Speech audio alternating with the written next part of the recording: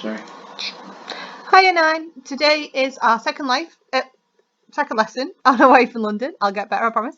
And our key objective is understanding events in the poem. So we're just going to focus on making sure you know what's going on, in what order, and what all the lines mean. And we'll then move on to analysis. So just a quick quiz to start off. It's not like it's only 2 questions. It's just to start you thinking about the wife's experience. So firstly, if your partner came home and told you they wanted to go to war, how would you feel? What would you do? Would you A, celebrate? Brilliant, great, you get to go and fight for your country, that's fantastic. Would you, or even, I'm glad that you're going. B, would you cry and beg them not to go? C, would you understand why they'd want to go or why they had to go, because they might have been forced to go, but would you wish that they wouldn't? And D, would you divorce them? So have a think which one you would do. Obviously, in 1899, divorcing them was not really much of an option. It was possible because of Henry VIII, but it wasn't something that was, obviously it was frowned upon. And it is a bit of a crazy reason to divorce someone because they have to go to war.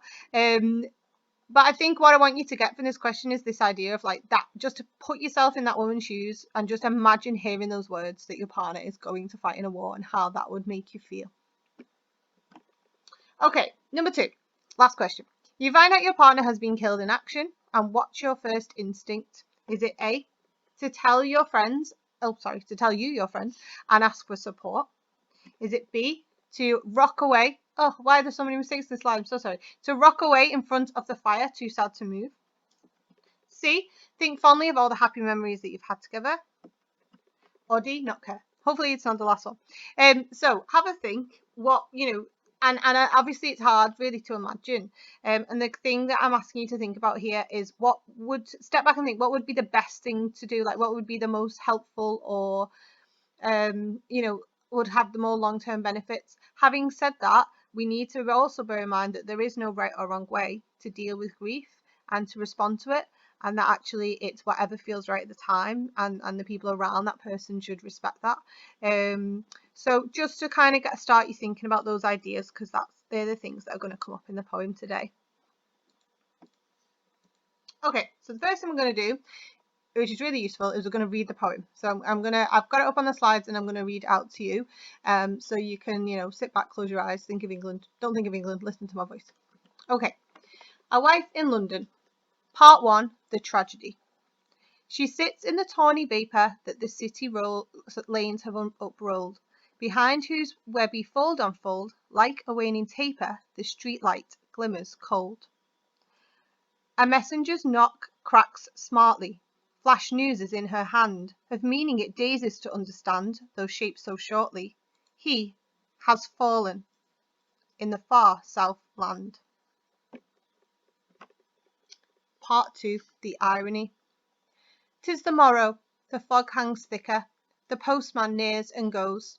A letter is brought whose lines disclose by the firelight flicker his hand, whom the worm now knows.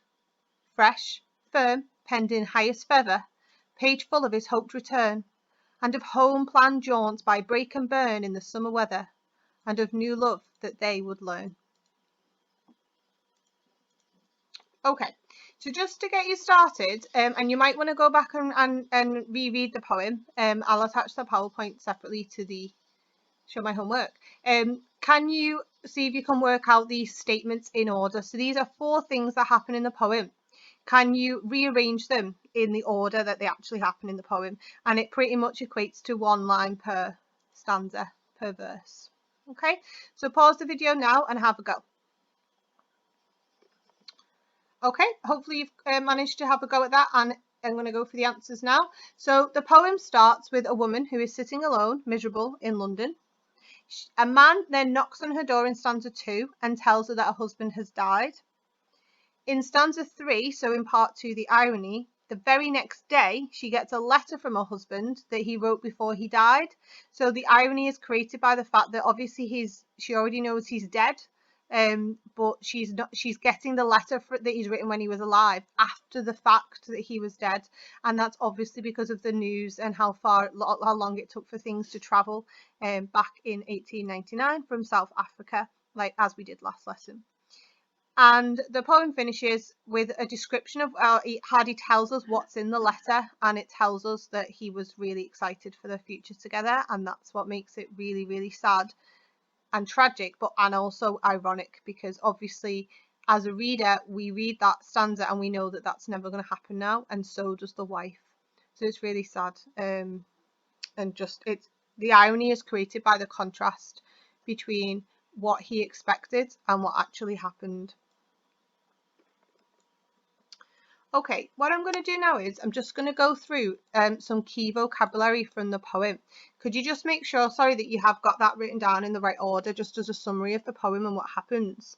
And don't worry if you didn't get that, because it can be quite difficult to summarise a poem when you've only read it, you've only just read it for the first time.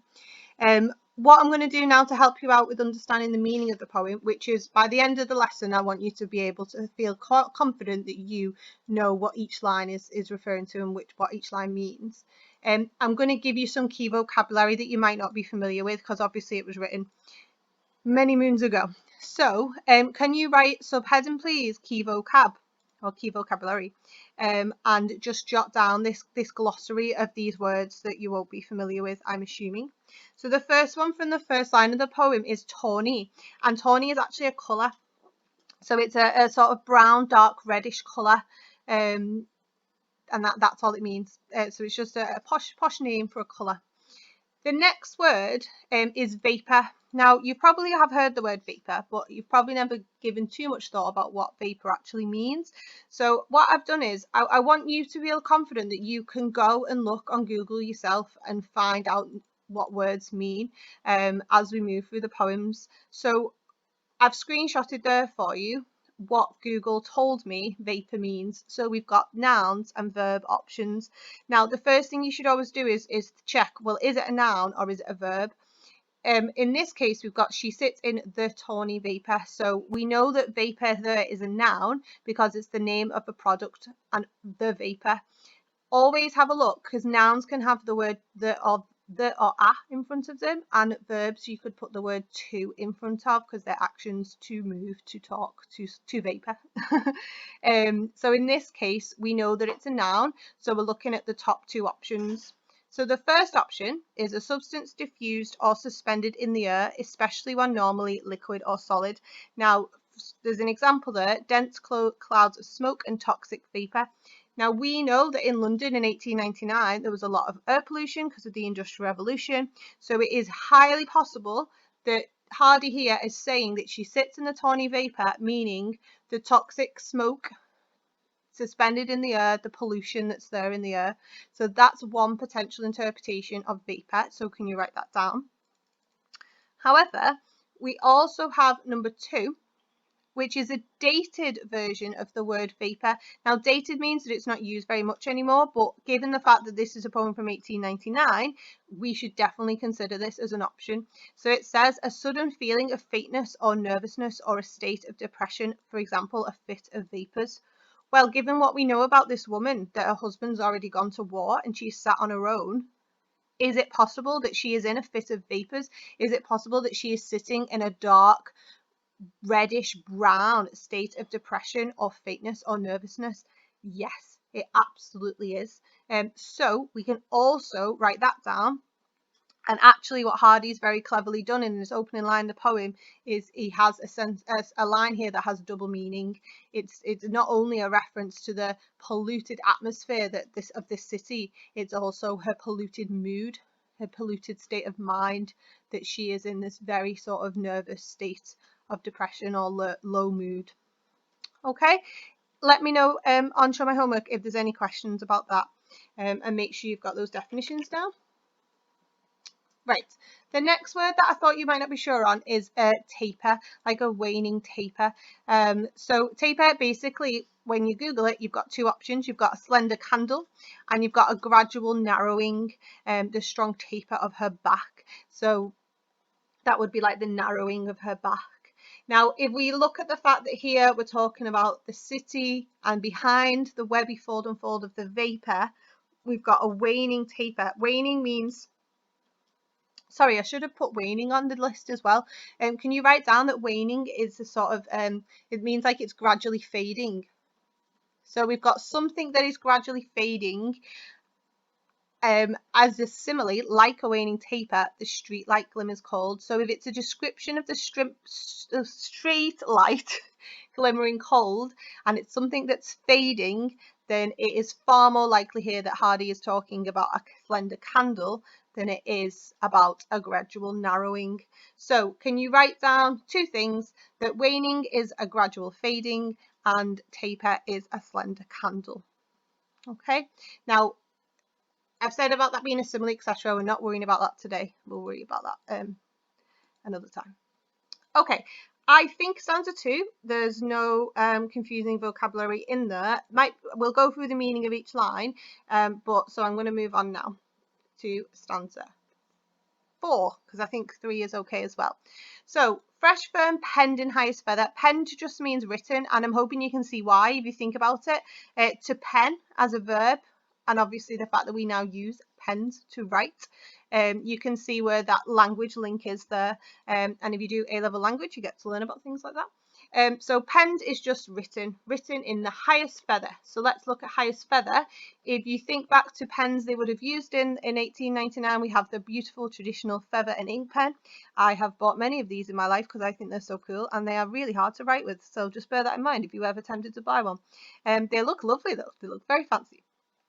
So when he says that it's penned in highest feather, this letter that's come from her husband, it's this idea that it's written in his best pen. It's written with his best writing, and obviously he's in a war zone, so he probably isn't writing with his best pen. It's a symbol of the fact that he's poured everything into this letter. He's written it with diligence and care and love, etc. Okay. Right, the last word I thought you might not be sure of is jaunt, because we don't really use that anymore. They're off on a jaunt. I think the modern equivalent might be getting on the back of a motorcycle with helmets, of course, and flying away for an adventure. So it's basically a short journey that's made for pleasure. So the opposite of a work commute, which is a short journey, hopefully, made for work, which might not be as pleasurable. So they're the 3 words I think in stanza 4 that you need to just jot down. What I think is useful now is for you to go back and reread the poem, knowing those 4-line summaries of what happens in each stanza, and knowing this key vocabulary, and sort of rereading it again so that you feel quite confident with it and that you can see where those things are at play. So feel free to wind back the video and re-listen. Okay, what we're going to do now is, it's really important to me that you understand what each part of the poem is saying, and that you can kind of interpret each line in terms of just straightforward meaning. What is Hardy saying? Now, unfortunately, the first stanza is probably the trickiest to understand in terms of, because he's set in the scene and it's quite descriptive and quite metaphorical. So please don't be put off by this first stanza, because it does get easier as we go through. So what I would like you to do is copy the statements that I've written for you there, statements 1 to 5. And what I'd like you to do is link each statement to a quotation from the poem. And I have got the answers for you, so don't panic, but I really want you to have a go of trying to work this out yourself, because if you do that, then you'll always be able to do that. If you do it successfully today, and if you take yourself through that process, then next time you come and see this poem in year 10 and year 11, it'll come back to you because you've put the effort in now. So you've got 5 statements there. Write them down neatly for me underneath the subheading stanza 1, and then just write next to each one a key quotation from the poem that you think supports that point. So where have I got that idea from in the poem? Try and make your quotations as precise as possible. Don't copy out whole lines unless you need to. And also you might want to leave some space between each one in case you do get it wrong, so that you can write in the right answer. Okay, please pause the video now, don't cheat, and have a go. Okay guys, so these are the answers then. So if you just tick these off in a different colour, preferably green, and add on if you have not quite got it right. If you write something that I haven't right and you still think you might have got it right as well, because that's possible, please just send me a message and show my homework and double check your answer, and I'll get back to you. All right, so Hardy suggests London is polluted, but also that the wife is in a state of depression. Now, hopefully from our conversation about vapour, you realise that that is all about the word vapour, Remember, it can mean like a pollution in the air, but also a state of depression. Now, the reason I've highlighted all of sits in the tawny vapor is because I think it's important that she's sat in it. I think it's important that, you know, she's not moving. She's surrounded by this vapor of this depression and this pollution, this literal pollution of the city. Okay, number 2. Hardy highlights the government are to blame for both. Now we'll talk a lot more about why he does this and what he's implying from these lines, but the key line for this is city lanes have uprolled. So Hardy makes it very clear, and remember this is a double meaning, that the city represents the government, the city represents the people in charge. It's not about London itself has uprolled all of this pollution and this depression. The reason women are sat in a state of this depression is because the government have decided to go to war. So the government is responsible. They have uprolled this vapour onto the people who are living in London. And obviously that can mean literally the pollution of London, the vapour surrounding them, but also their state of mind and how they're feeling. So city lanes have uprolled. Hardy then suggests that the pollution blocks out the light. Now, the best one for that is actually this whole line, because it's a bit difficult to follow the grammar here, but what he's basically saying is that we have this tawny vapour, the government is to blame for it, and behind the tawny vapour, so where it says whose webby fold unfold, the whose there is the vapour. Okay, so behind the vapour, which is webby and is all folded up, behind that is where the light is, a waning taper and the street light glimmering cold. So if you take all of that together, this is probably the hardest one.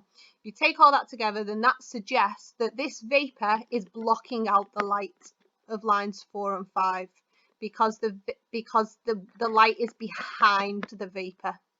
Okay, I hope that makes sense. Again, let me know if you're unsure. You might want to wind it back and listen again. Then fourthly, as we've talked about just now, Hardy suggests that the husband being at war has taken the light from her life. So she's surrounded, you know, she's in increasing darkness, and hopefully you could see that was linked to the waning taper, that the light is fading like a candle as it sort of burns out, and it is no more. Okay, and then finally he suggests that the woman doesn't have a support network.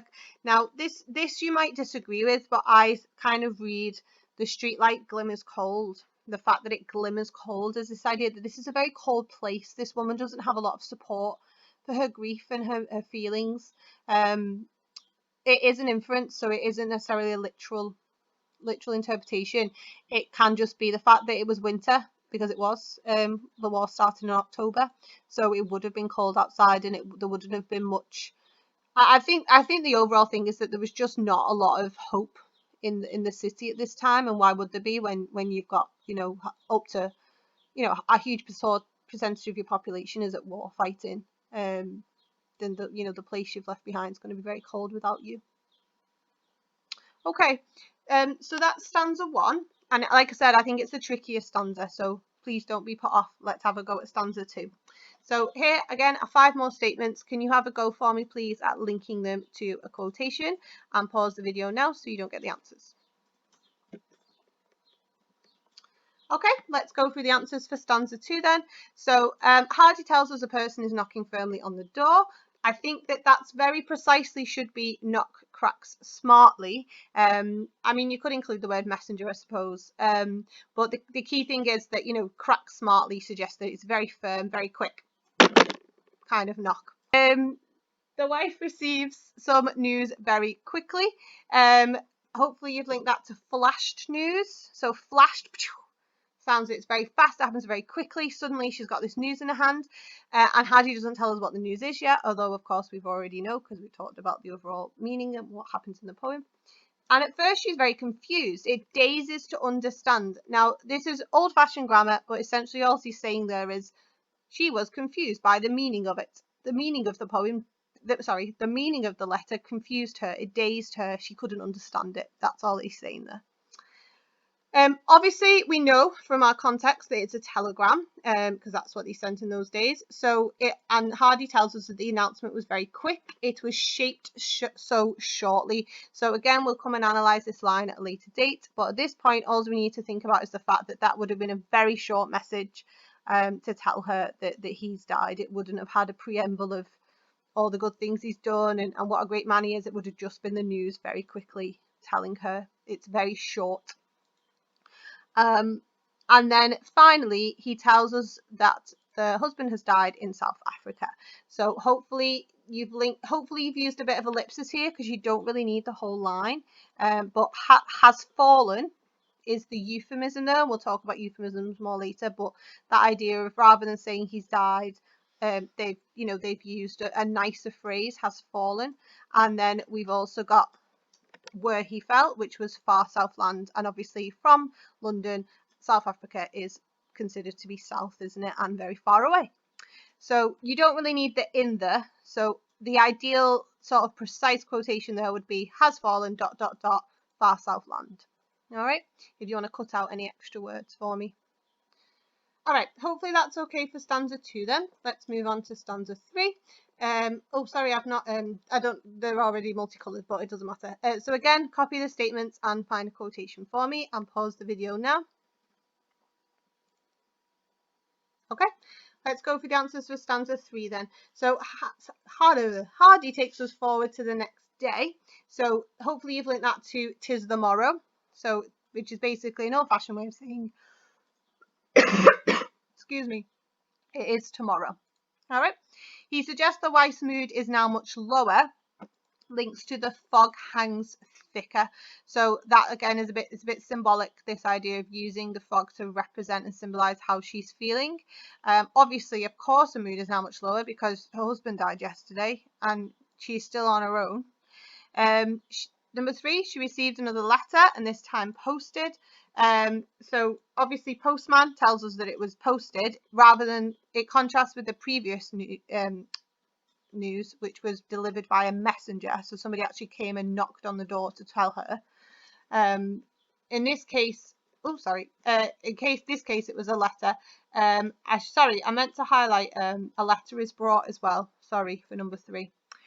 Right, number 4, we learned she sat by the fire is just firelight flicker. So there's a sense of, the reason I've drawn your attention to that is because there's real coldness, isn't there, in the first stanza, and the streetlights glimmering cold. This is the first feeling of warmth in the entire poem, and it comes at the time when her husband's actual letter arrives and she hears from her husband, as if he's the only thing that can make her warm. And now obviously this is the last time she'll have that feeling, because it's the last thing he'll ever have written her. And we'll talk about that more when we analyse it. And then number 5, we finally learned that the letter is from her husband. Now this is quite subtle, and this is typical Hardy because it's quite a horrible line.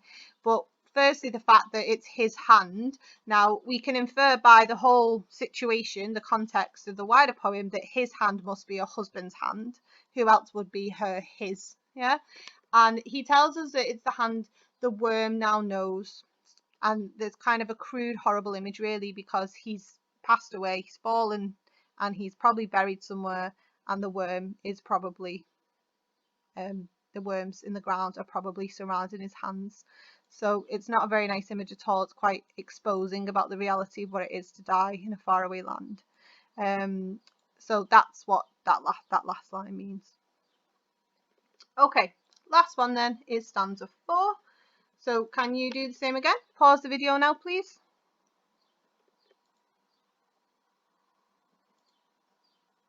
Okay, so answers. Question 1, Hardy suggests that the husband has put his heart and soul into the letter. Hopefully you were paying attention earlier, because you will be able to easily link that to the idea of highest feather, that he uses a symbol of this perfect pen to highlight how much he just put everything into this letter for his wife. 2, the letter tells us how he's looking forward to coming home, hope to return, so he's hopeful. I was a bit about looking forward.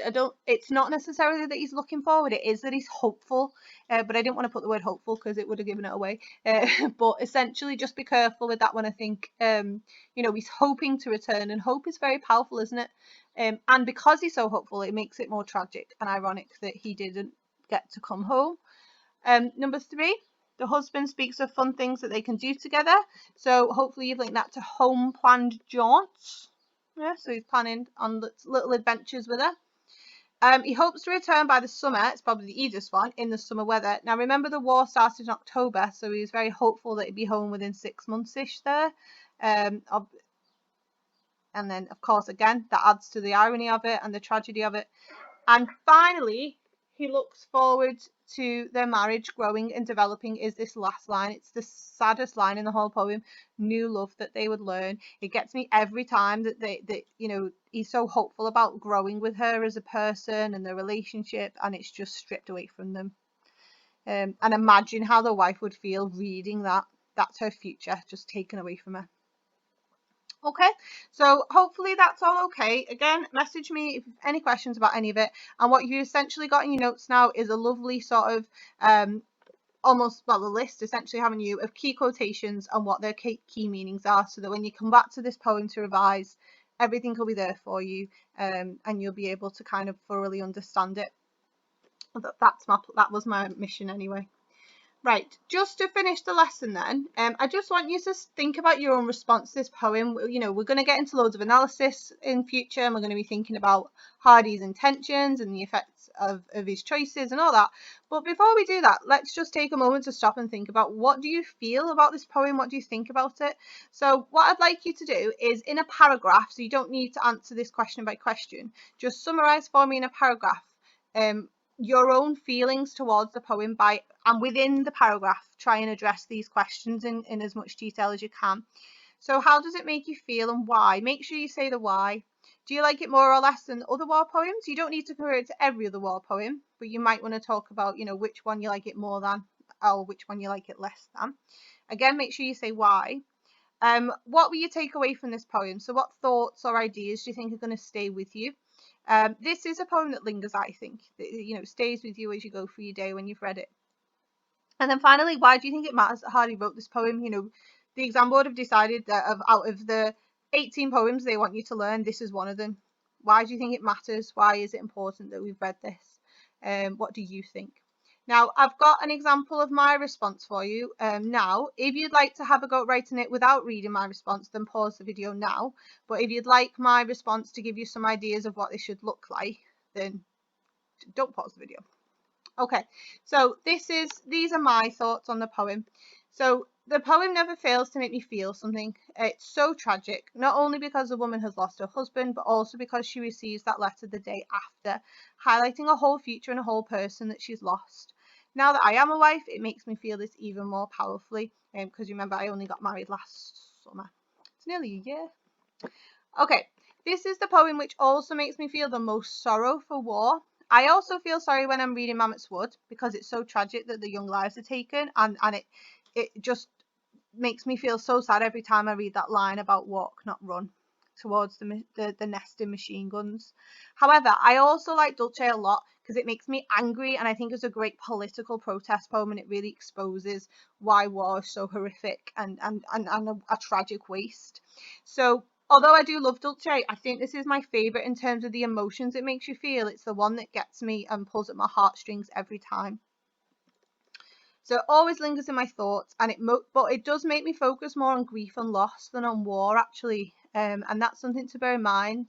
When this poem was actually the named poem a couple of years ago on the exam board, and they gave it the theme of loss rather than war, and I can see why. So my final line is just that it's important Hardy wrote this poem because we don't often get to read war poems from a woman's perspective. To me, that's what matters the most about this poem, but to you it might be something else. It might be about grief or loss, or what war takes away from us, or anything like that. Okay, so have a go at writing your own response, and I do want you to do this more for you, really, because you've got to come back to this poem for the next 2 years, and I think it's important to always remember that you're not just reading it because it's an exam board and you're asked to do it for your exam. Actually try and make this poem mean something to you, and try and connect with it, and let it shape your feelings in how you see things, because it just means that as you move through the next 2 years, you're going to appreciate it a lot more and you'll enjoy it a lot more. Okay, so give that a go. Again, what I'll do is I'll start next lesson with a quiz on this lesson's content to check where you're up to with it, and then we will start to move on to looking at some analysis. Okay, take care guys, and I'll see you on Thursday.